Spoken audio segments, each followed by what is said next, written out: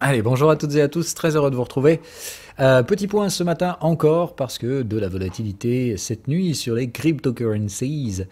Les indices hier ayant enfoncé les supports et continué un petit peu pendant la nuit, même si je vous l'avais dit c'était assez prévisible. Je suis toujours assez surpris de voir ces effets donc de corrélation que je vous signale déjà depuis plusieurs jours qui n'ont aucun sens légitime se voir quand même se travestir dans les prix. Donc après encore une fois dans le marché il n'y a pas que la logique, il y a toute la partie psychologique. Donc c'est vrai que les investisseurs aujourd'hui semblent avoir franchement les fesses bien serrées quand il s'agit de oh mon Dieu, que se passe-t-il si Wall Street s'effondre, etc. Les cryptos, ça vaudra plus rien. Après tout, au final, peut-être que la Fed arrivera à calmer l'inflation. Bon, on va revenir sur ces thématiques, si vous voulez, longuement cet après-midi, si j'arrive à trouver enfin le temps d'enregistrer le brief annuel. Je vais essayer de rester assez succinct ici. Non, le dollar ne va pas du tout reprendre son statut. Ce qui a été démarré, c'est des tendances mensuelles. Alors évidemment, rien ne présage de l'avenir, mais les tendances mensuelles, normalement, il faut quand même du courage avant de les inverser. Donc oui, navré, je reste encore à l'achat des supports, que ce soit sur le Bitcoin et les cryptos majeurs qui sont déjà en place de remplacer une partie des services financiers, hein, chacun dans son propre secteur. On en reparlera dans le détail. Hein, voilà, Bitcoin, c'est l'équivalent de l'or, Ethereum, c'est l'équivalent du pétrole, etc., etc. D'autres, voilà. Bref, la chose se structure de plus en plus. Mais il va de soi donc que les niveaux correctifs sont assez sensiblement vénères, comme d'hab, on se pète du 45% de conso, les gens sont débiles. Bref, moi j'ai toujours tendance à dire que je retiens toujours des niveaux qui sont psychologiques, et c'est les niveaux à partir desquels la psychologie se détache des niveaux techniques.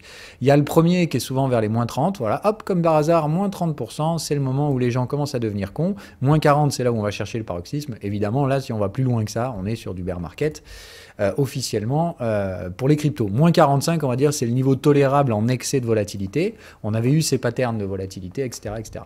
Je vous rappelle aussi que confère brief annuel sur le Bitcoin, si on touche la moyenne, pour moi, c'est game over. Donc là, ce que j'ai ce matin, c'est les signaux daily que je vous ai signalé dans cette même vidéo qu'il me manquait, en fait. Je vous avais dit... J'ai la zone technique, on est bien en train de la trader, j'ai la détection du contexte, mais attention, il me manque encore des signaux pour vraiment gérer ce risque.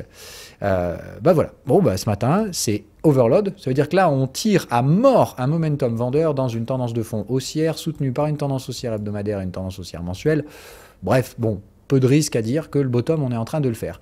On est ensuite en train d'essayer de casser les cycles également. Donc, comme on l'a vu, hein, le paradigme posté dans l'émission est clairement là et il se manifeste de façon technique. Là, on a un marché qui tente d'accélérer au sud. S'il se rate, il va repartir toute balle haussière, direction la première résistance de l'année et très probablement réussir à trader un peu au-dessus. C'est ni plus ni moins que ce que je vous avais défendu dans le brief annuel. Donc pour ma part, pas de surprise. Il me semble de mémoire que dans ce brief, je vous avais dit que j'interviendrai à nouveau vers la zone des 38 000 $ et du canal de tendance. C'est donc ce que je viens de faire ce matin sans trop réfléchir. Évidemment, en cas de poursuite baissière, tenue des clôtures, etc., là, on sera dans le scénario hebdomadaire, à savoir, tant pis les gars, il faut changer le fusil d'épaule, il se passera rien en 2022, rien d'autre qu'un gros range à connard, avant peut-être d'avoir, en fin d'année ou l'année prochaine, une sortie éventuelle, mais dans ce cas-là, on tradera en mode neuneu à l'intérieur de ce truc-là. Dans ce cas-là, on terminera un cycle baissier hebdomadaire, et nous aurons dans ce cas-là, donc, le pullback de la tendance hebdomadaire sur la même zone technique que le pullback daily, ce qui, dans mon historique de trading, ne s'est jamais produit, et Dieu sait que j'en ai bouffé des tendances multi-time frame. Donc, il y aurait peut-être un premier atout, mais moi, je suis toujours persuadé que ce qu'on a en face de nous, c'est surtout un gros bullshit à débile, et qu'une fois qu'on aura ce bottom, Bitcoin ne reviendra plus jamais sur les 40 000 $. Voilà, c'est à peu près tout pour ce matin. Je vais essayer de rester donc très succinct. C'est mon avis, après vous en faites ce que vous voulez. Les indicateurs on-chain pour moi montrent tous évidemment une sous-valorisation assez dangereuse du Bitcoin. Donc maintenant je m'attends à ce que derrière on retourne chercher les headlines à gros gogol, c'est-à-dire que le Bitcoin risque de reprendre 20 000 $ en 3 semaines. Et voilà, bon pour moi donc pas de résistance avant 58 000 $ maintenant. La question c'est quand est-ce qu'on va arrêter la baisse. Là on va chercher donc le paroxysme, ce qui veut donc dire que attention, les rebonds vont être violents, hein, et probablement même encore plus que ce qu'on a connu à l'époque. Je vous le donne en mille, je pense que je veux dire, en l'espace de 3-4 semaines, on sera probablement sur l'objectif annuel.